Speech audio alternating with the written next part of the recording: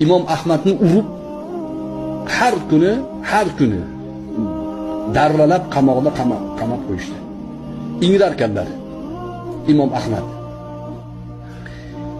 Kaltakdan ingrasalar bir o'g'ri, mashhur o'g'ri, ya'ni o'sha paytning vor zakoni kelib İmom Ahmadga aytar ekan: "Nega ingrayapsiz? O'g'riyapti" deb ekanlar. Nimaga urushyapti sizni? Qur'onni maxluq demaganimga urushyapti. Qur'on maxluq emas-ku. Maxluq emas-da. Siz haq yo'ldasiz, ingramang degan o'g'ri.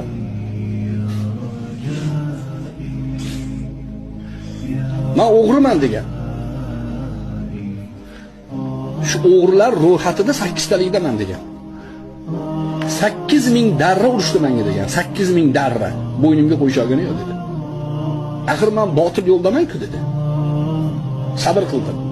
Siz haq yo'ldasiz-ku. İngramang dedi. Tikka turing dedi.